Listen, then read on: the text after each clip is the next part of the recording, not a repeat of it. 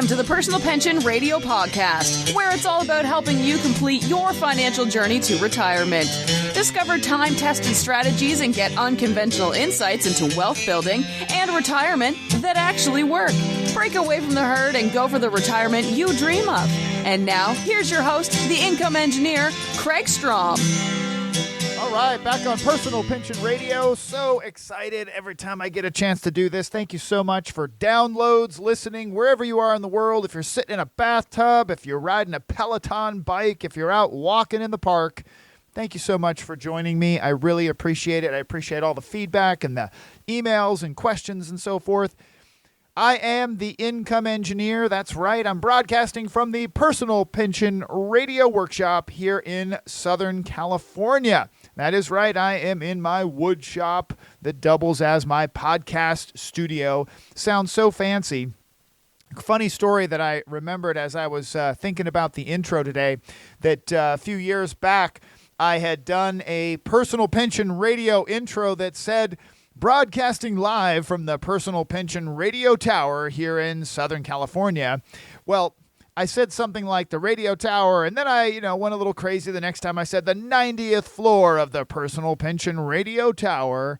Well, those of you who've listened to the show, you know that I'm actually a real certified financial planner, an investment advisor representative and such. So I, unlike financial entertainers, I actually have regulation and oversight and rules that I have to follow when it comes to anything that I do.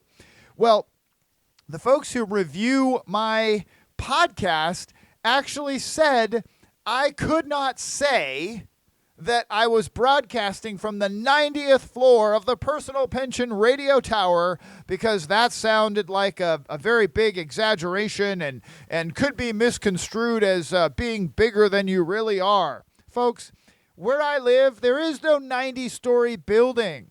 It's a complete joke, but that's the kind of regulation that I live under as a certified financial planner professional, that I couldn't actually even joke about being on the 90th floor of my own tower, right? Like, folks wouldn't know that was just ludicrous. So I broadcast from the Personal Pension Radio Workshop here in sunny Southern California because it is actually my workshop. My other option was broadcasting live from my mom's basement. I've heard that kind of reference on other podcasts, so I didn't use that one. How about broadcasting live from the Personal Pension Radio Bunker here in Southern California? No, that didn't sound good. So the workshop is where I settle. So you've heard me say it, so let me jump right in. Not an attorney, not a CPA, certified public accountant. Those CPAs who still listen to the show out there during tax time, bless you. Have a great tax season. And if you need anything from a certified financial planner professional like myself or a paralegal connected to a great law firm, don't forget, send me an email at Kraig@kraigstrom.com, Kraig with a K. And I'm always willing to see if I can help. Back to my disclosure.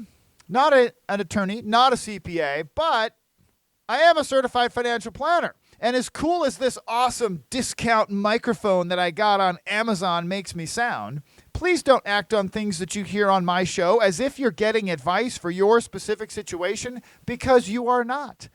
Meet with a qualified, certified financial planner, I hope. And I would love to be that certified financial planner. Send me an email, Kraig with a K, Kraig @kraigstrom.com. Let's connect. I work with folks all over this great country of ours. Through the miracle of technology, we can have a virtual face-to-face meeting. It's pretty awesome. Now, on with the show. I actually would like to give a quick shout-out. I want to do a quick shout-out to a listener in Maine. Hello, Bob. Bob is actually my cousin from another mother. My wife and I had the chance to spend some time with Bob, my aunt Sally, and my cousin Shaylin in Tucson last week. We spent some time in Tucson, Arizona. We went to the zoo. Yes, there is a zoo in Tucson. And we went to a place called the Pima Air and Space Museum. We also went to a fantastic place picked out by Bob, which was this fantastic, awesome Chinese buffet, an all-you-can-eat buffet. So I had to wheel myself out of there and take a nap. That was awesome. Actually, I walked around the park several times after the Chinese buffet. But I want to give a shout out to Bob because Bob and I talked politics a lot during our visit. Let's face it, I talked politics. Bob is an extremely good listener, right? So during the visit, I wanted to say thank you to Bob for being such an awesome conversationalist when it comes to political. I don't get involved in a lot of political conversations, for example, online and just in general, or on this podcast. However, I do want to take the opportunity to suggest that we all try to be more like Bob, my cousin Bob. Bob and I generally do not agree on things in regards to politics. There's actually a lot of things that we do agree on. However, we do have the ability to have some great conversations. That's the point. Everyone should be open to having a conversation and willing to hear the other side of the debate. After that, they should be willing to go on and hit an all-you-can-eat Chinese buffet. So, thank you, Bob. Thank you for listening to my show as well. So cool. I look forward to seeing you in Maine later this year. We're going to do some serious fishing. Now, I want to share a deal of the week inspired by a 30-year radio and podcast veteran, Clark Howard. The Clark Howard Show, if you've never listened to it, one of my personal favorites. I don't always agree. Once again, Clark is technically a financial entertainer. He's not a licensed financial planner or financial advisor, and yet he does give out a lot of financial-related advice, which in most cases, in my opinion, totally awesome advice, really fantastic that he teaches and preaches and lives it himself, a very cost-conscious, efficiency, save money mindset. Always about saving money, right? You can have a great time in life. You don't necessarily have to spend a fortune doing it. So my deal of the week is inspired by Clark Howard. It is my personal quest for lifestyle deflation. Lifestyle deflation. This idea that can I have a great lifestyle for my wife and I without spending a fortune and always spending money on retail? Can I do that? The answer is yes. So, my deal of the week is car related again. Yes, I am a crazy car guy. So I have a 1975 Mercedes-Benz convertible, a 450 SL, recently acquired. There's quite a backstory behind it, but I recently acquired this 1975 450 SL convertible, and through a variety of different things happening, found out that the door handle is broken after we got it back from the upholstery shop. Yep, they broke the door handle. Now, granted, this car has 230,000 miles on it, so the door handle might have been due for breakage. Now, I need to fix the door handle because as much as I think this car is cool, I am going to sell it and find a new home for it. I'm not really a 1975 Mercedes kind of guy. So I started shopping for door handles. Door handles, you can find all kinds of stuff out there. Sure enough, I found them running anywhere from $300 to $400. I found a Mercedes-Benz blog where one of the members detailed the process for changing out the handle and, more importantly, changing out the key mechanism.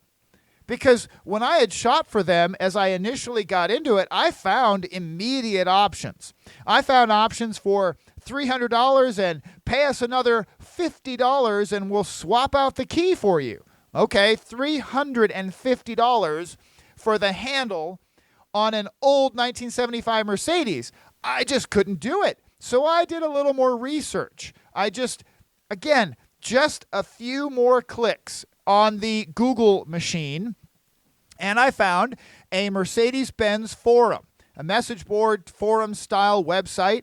And sure enough, there's a member who actually detailed how to swap out the handle with full color photographs and how to swap out the key mechanism. I love it. So I went back to the eBay and started shopping for door handles now that I didn't have to worry about swapping out the key because I had this knowledge. And there it was. For $60, I was able to buy an old, fully intact door handle assembly for this 1975 Mercedes. I brought it, of course, got it in the U.S. Postal Service really quick. It actually arrived pretty fast. Shipping was included in the $60. Love it. And I swapped out the key assembly, went out to the garage Saturday afternoon and installed it, pulled the handle, door opened, turned the key, door locked. Amazing. It worked. $60. And it took me less than a half an hour to put it in. It was super easy. So let's do the math. $350 when I first started. If I had been impulsive, I would have just bought it and paid $350. I paid $60. I saved $290. I saved 483%. 483% by simply a few more clicks on Google and actually doing it myself. I love it. All right. The first segment of my show has always been Watch Your Step. Watch your step out there. There's so much information. Remember, the news cycle is 24/7, 24 hours a day, 7 days a week, 365 days a year. All of these websites, these news outlets are just constantly searching for content. And frankly, the content it's not great. In so many situations, the information that is just flying out there is terrible, incomplete, inaccurate. Please, please, please, please, take a moment, step back, ask yourself a few questions. Maybe even say, hey, I wonder what that guy Kraig would do, right? Maybe you send me an email like this person did. Kraig, my wife and I have an outstanding tax debt and we need to take care of it. I keep hearing advertisements on the radio for tax debt relief services. Do you recommend these services? Great, great question. The answer is no. I do not recommend using debt relief services.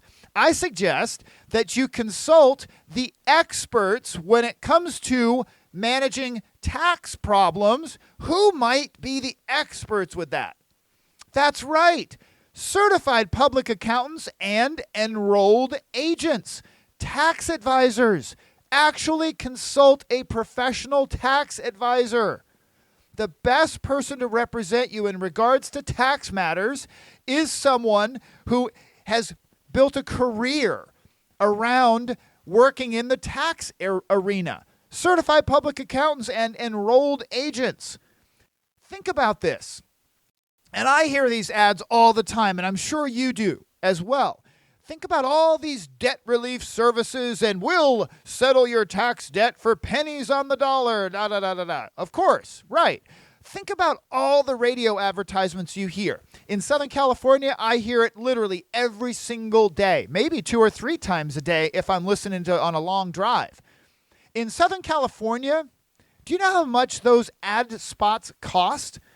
Each one of those ad spots, even on a discount station, and I mean a low volume station, might be $1,000 a pop. Each one of those ads.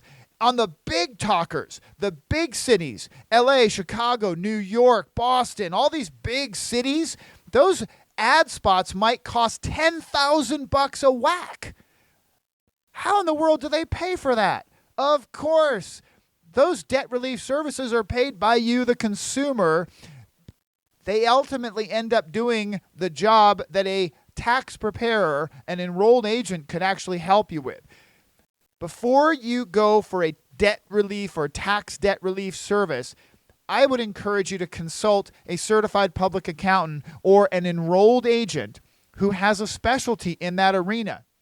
Buy a few hours of his or her time. It will cost you less, and you'll be assured of proper representation.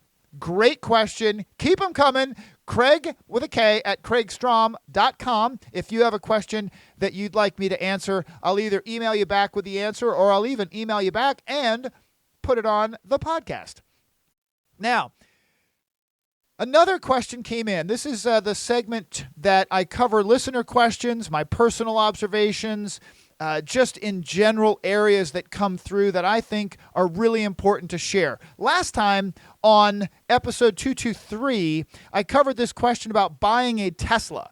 That is a big item. A lot of people still asking that question out there. Buying a Tesla. Should I buy a Tesla? What's the cost of buying a Tesla? I went through my thoughts on it. Please go back and check out 223. Now, this time I want to share something that actually came to me through an estate planning workshop that I conducted here in my local town over the weekend. As you might know, I am, in addition to being a CFP, I am a paralegal at an awesome business and estate planning law firm.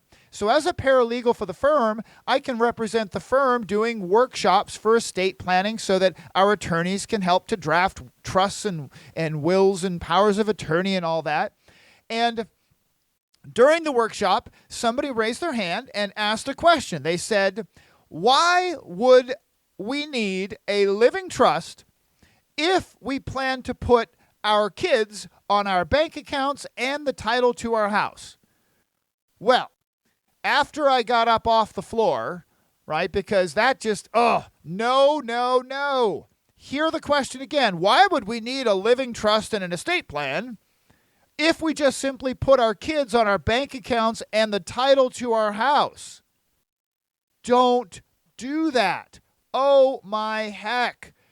Early in my career as a financial advisor, I learned this lesson, and it was called a poor person's will. A poor person's will. I don't need to get no legal will or estate plan. I'll just put my kids on all my accounts and the title to my house, and when I die, they're on the house no matter what, and they get the house. Well, that does work. That actually really does work. And to be clear, in a situation where someone has very few assets, very limited, including perhaps not even having an actual home, okay, a property you own, that could work. That might be an appropriate thing to do. But in my opinion, it's not worth the risk and the loss of benefits. Listen to this. Tax basis is the biggest item that is lost. The tax basis benefit. It's called a step up in basis. When you put your kids on real estate, you give them your basis. This actually came up as an item with family members at one point, where the family members, relatives of ours, asked me this question at an event, at a wedding. They asked me this question. Well, we were thinking about putting our kids on the title to our house. Well, no, let's talk about that. As it turns out, they had purchased their home 1,000 years ago in Southern California. They purchased their home for $25,000. $25,000 nearly 50 years ago in Southern California. That same house is now worth $750,000. That's a $725,000 increase over the value when they bought it, right? So here's what happens if they give the house to their kids. They will hand the kids a share of their tax basis. Let's just say they give their one kid half, right? $12,500, half of $25,000. Now, their son has a basis in that property of $12,500. Half the basis. Folks, that means when the parents die, the son is left as if he had purchased the house 50 years ago. And if he goes to sell that house, he gets to pay taxes on the gain from his basis to $750,000. He will lose tons of money in taxes if he were to sell that house in the future. On the other hand, if mom and dad had simply left the house to him in their living trust, he would receive a step up in basis. Mom and dad, remember, they paid $25,000 for the house, but if they die and the house is worth $750,000, the son has a new tax basis at the date of death, $750,000. If he sold the house, he would pay zero tax for capital gains because he had a stepped up basis. If you give property, bank accounts, houses, investments to your kids while you're alive, you are effectively giving them your tax basis. It is almost always better to give them those assets through an estate plan, a will, but more importantly, a living trust, so that they receive a full step up in basis so that they benefit from this huge tax benefit, that's a little redundant. They have this enormous tax benefit, and if you don't do that particular method, if you actually title it in their name while they're alive, boom, you just blew up that tax benefit. Now, the other piece to consider in this question about, I'll just put my kids on my house, I'll put my kids on my bank account. The other thing to think about is liability. You've got your kids out there living their life, and they all run the risk of civil lawsuits. Let's just say, and I'll give you a true story. Let's just say you have your son and you're thinking, I'll just put him on my bank account so that he can access it in the event that I'm unconscious in a hospital. He'd be on my house. He'd be on my bank account. All right, so here's what happened. Mom goes to the grocery store. Now, mom has put son on all of her accounts because she's got the poor person will, air quotes, poor person will. By the way, mom in this case, not poor at all, right? But she chose a poor person's will substitute, this idea of titling everything with your kids on it. She chose that because, I don't want to spend the money on an estate plan. That thing cost $1,900. Oh my gosh, I'm not going to buy that. Well, instead, she put her son on all of her accounts. Okay, so mom's at the grocery store. This is true story. Mom's at the grocery store. She's, I think at the time, about 76, 77 years old. She lives okay. She's comfortable, has a good income from a little bit of pension and Social Security, and she's got money and so forth, and life is okay. So she's buying groceries, and she swipes her debit card, her ATM card. She swipes the ATM card through, and she puts in her little PIN number, and it's declined. So she thought, oh, something's wrong. So she tries it again, and it's declined. Well, it is completely declined because her bank accounts are empty, wiped out, zero balance. What the heck is going on? As it turns out, her son, a good guy, had made a mistake on his taxes. He made a mistake paying his taxes. It was a legitimate mistake, a bonehead mistake. Guess what? He was doing his own taxes. He made a mistake. He owed several thousands of dollars in tax. Next problem with the equation, he had moved. He had actually moved twice. So the IRS notice of default arrived at the wrong address. He never saw the letters, the notice of default. So the IRS, after giving him proper notice, proper notice, he didn't receive, they simply looked for his accounts. Any account that he had his name on, they just filed their direct order to request the money. Boom. They wiped out his accounts and mom's accounts because he was a account signer and on the account. Wiped her out. By the way, her account had about $7,000 in it. So, son made an honest mistake. Well, silly mistake. He really should have just hired an accountant, and he probably wouldn't have had the tax mistake in the first place. But that's the thing.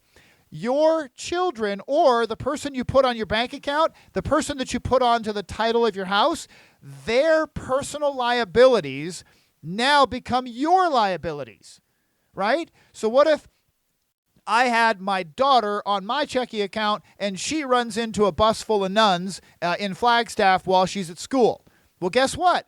Her liability now, as she gets sued by the group of nuns, right, the convent, her liabilities are now putting my accounts in my house at risk, because if she gets a judgment against her, they're going to go after any account that has her name on it.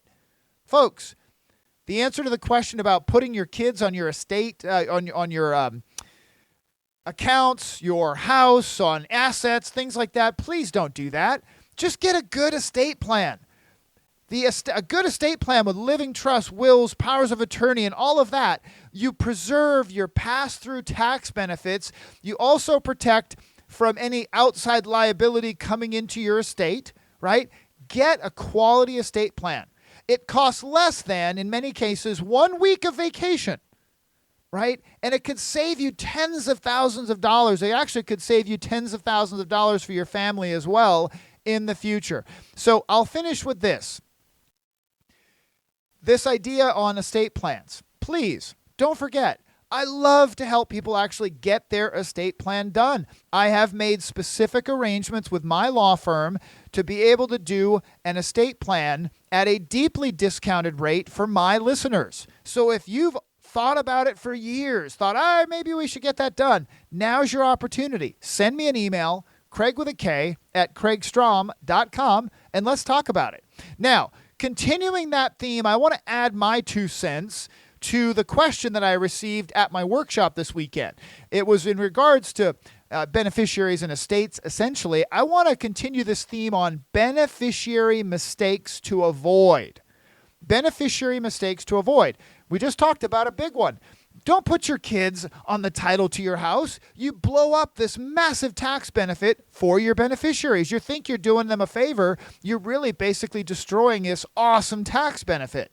So let's think about beneficiary locations like 401k accounts and IRA accounts, individual retirement accounts, right?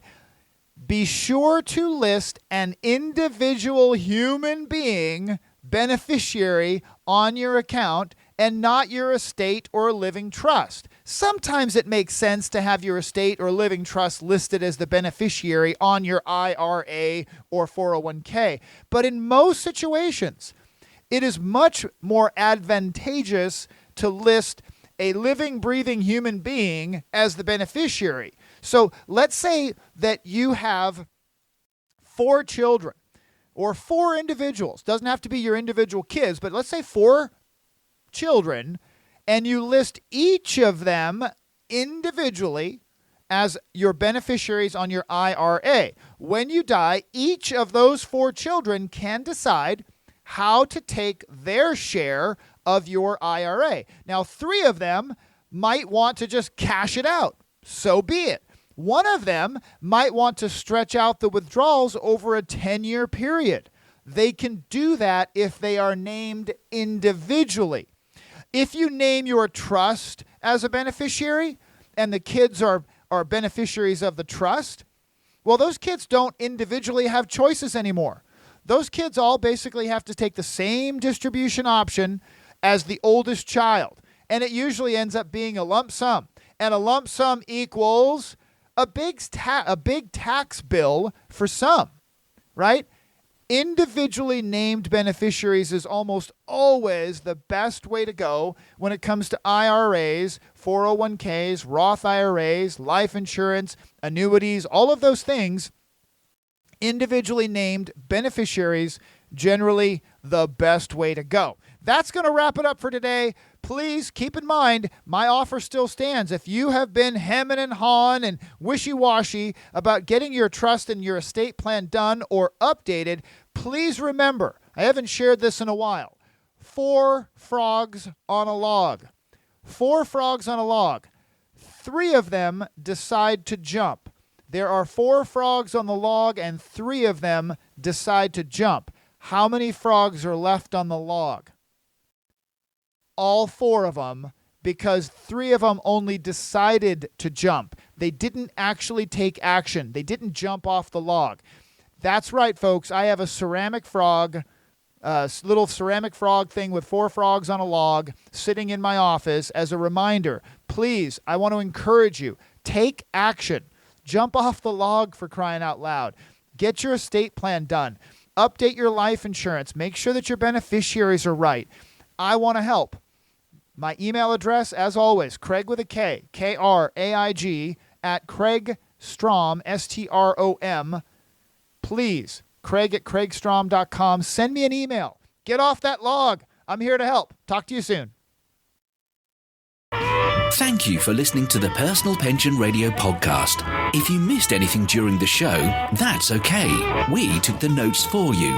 Check the show notes for links, offers, and a full transcript. And don't forget to head over to personalpensionradio.com and download your free retirement income report. While you're there, we would appreciate some iTunes love. Please leave us a fantastic rating on iTunes by going to personalpensionradio.com/iTunes. Thanks again for listening. Now for the disclosure. Information presented is for educational purposes only and is not intended for solicitation, sale or purchase of any security or financial product. Be sure to first consult with a qualified financial advisor and your tax professional before implementing any strategy discussed here. The term personal pension refers to a marketing name designed to educate future retirees and retirees about the economic principles behind creating their own pension-like income. The term personal pension is not intended to be confused with a defined benefit pension plan offered by an employer or by a government entity.